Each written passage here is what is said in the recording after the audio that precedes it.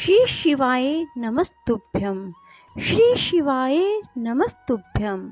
श्री शिवाय नमस्तुभ्यं। बोलो शिव शंकर भोलेनाथ की जय। बंधुओं, संस्कार की बातें चैनल में आपका स्वागत है। बंधुओं, आज मैं आपको सावन मास में शिव महापुराण की कथा सुना रही हूँ, जिसमें मैं आपको मल्लिकार्जुन और महाकाल नामक ज्योतिर्लिंगों के बारे में बताऊंगी। बंधुओं, यदि आपने YouTube चैनल संस्कार की बातें अब तक सब्सक्राइब नहीं किया तो जरूर करें और बेल आइकन दबाना ना भूलें, ताकि आपको हमारी आने वाली सभी वीडियोस की जानकारी सबसे पहले हो सके। बंधुओं, आपको कथा अच्छी लगे तो कमेंट बॉक्स में हर हर महादेव अवश्य लिखना। बंधुओं, इन ज्योतिर्लिंगों की महिमा क्या है और इनका आविर्भाव कैसे हुआ? बंधुओं, मल्लिक अर्जुन के प्रादुर्भाव का प्रसंग अब मैं आपको सुनाने जा रही हूँ, जिसे सुनकर बुद्धिमान पुरुष सब पापों से मुक्त हो जाते हैं। जब महाबली तारक शत्रु शिवा पुत्र कुमार कार्तिकेय सारी पृथ्वी की परिक्रमा करके फिर कैलाश पर्वत पर आए और गणेश के विवाह की बात सुनकर क्रोच पर्वत पर चले गए। पार्वती और शिवजी के वहां जाकर अनुरोध करने पर भी नहीं लौटे। वहां से भी 12 कोस दूर चले गए। तब शिव और पार्वती ज्योतिर्मय स्वरूप धारण करके वहां प्रतिष्ठित हो गए। वे दोनों पुत्र स्नेह से आतुर हो पर्व के दिन अपने पुत्र कुमार को देखने के लिए उनके पास जाया करते हैं। अमावस्या के दिन भगवान शंकर स्वयं वहां जाते हैं और पूर्णमासी के दिन पार्वती जी निश्चय ही वहां पद अर्पण करती हैं। उसी दिन से लेकर भगवान शिव का मल्लिकार्जुन नामक एक लिंग तीनों लोकों में प्रसिद्ध हुआ। उस लिंग का जो दर्शन करता है वह समस्त पापों से मुक्त हो जाता है और संपूर्ण अभीष्ट को प्राप्त कर लेता है, इसमें कोई संशय नहीं। इस प्रकार मल्लिकार्जुन नामक द्वितीय ज्योतिर्लिंग का वर्णन किया गया, जिसके दर्शन मात्र से लोगों को सब प्रकार का सुख प्राप्त होता है। ऋषियों ने कहा, प्रभु अब आप विशेष कृपा करके तीसरे ज्योतिर्लिंग का वर्णन कीजिए। सूर्य ने कहा, ब्राह्मणों, मैं धन्य हूँ, कृत्य हूँ, जो आप श्रीमानों का संग मुझे प्राप्त हुआ। साधु पुरुषों का संग निश्चय ही धन्य है। मैं अपना सौभाग्य समझकर पाप नाशनी परम पावनी दिव्य कथा का वर्णन करता हूँ। अवंती नाम से प्रसिद्ध एक रमणीय नगरी है, जो समस्त देहधारियों को मोक्ष प्रदान करने वाली है। वह भगवान शिव को बहुत ही प्रिय है, परम पुण्यमयी और लोक पावनी है।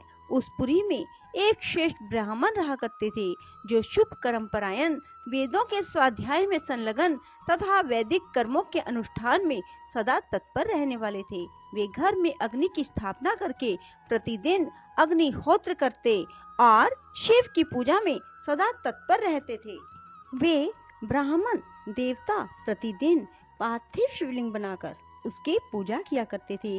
वेद प्रिय नामक वे ब्राह्मण देवता सम्यक ज्ञान अर्जन में लगे रहते थे, इसलिए उन्होंने संपूर्ण कर्मों का फल पाकर सद्गति प्राप्त कर ली, जो संतों को ही सुलभ होती है। उनके शिव पूजा परायण 4 तेजस्वी पुत्र थे, जो पिता माता से सद्गुणों में कम नहीं थे।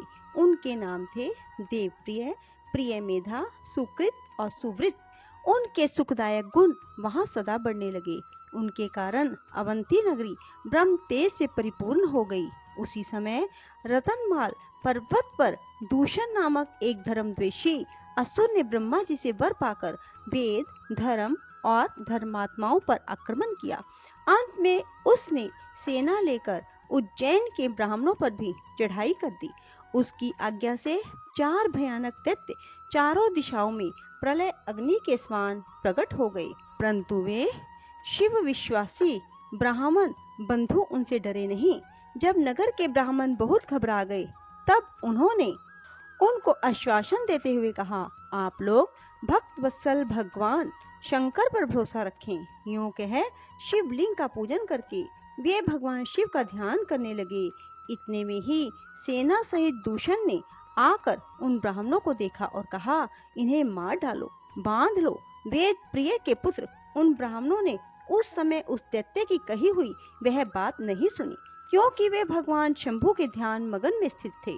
उस दुष्ट आत्मा दैत्य ने ज्यों ही उन ब्राह्मणों को मारने की इच्छा की, त्यों ही उनके द्वारा पूजित पार्थिव शिवलिंग के स्थान में बड़ी भारी आवाज के साथ एक गड्ढा प्रकट हो गया।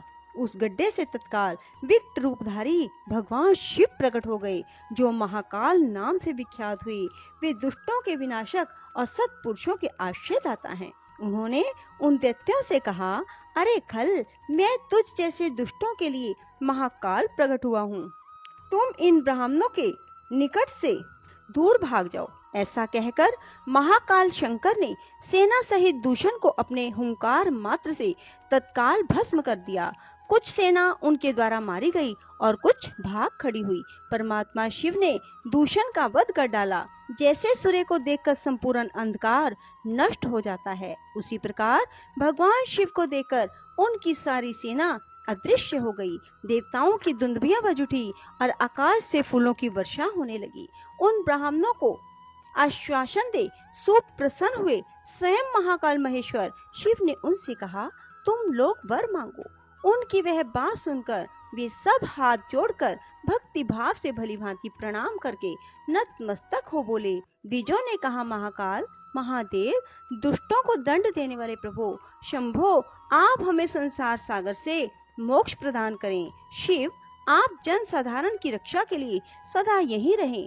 प्रभो शंभो, अपना दर्शन करने वाले मनुष्यों का आप सदा ही उद्धार करें।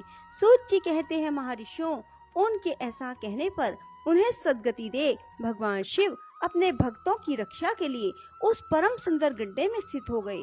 वे ब्राह्मण मोक्ष पा गए और वहां चारों ओर की एक एक कोस भूमि लिंग रूपी भगवान शिव का स्थल बन गई। वे शिव भूतल पर महाकालेश्वर के नाम से विख्यात हुए।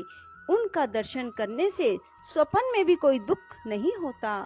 जिस जिस कामना को लेकर कोई उस लिंग की उपासना करता है, उसे वह अपना मनोरथ प्राप्त हो जाता है और परलोक में भी मोक्ष की प्राप्ति होती है।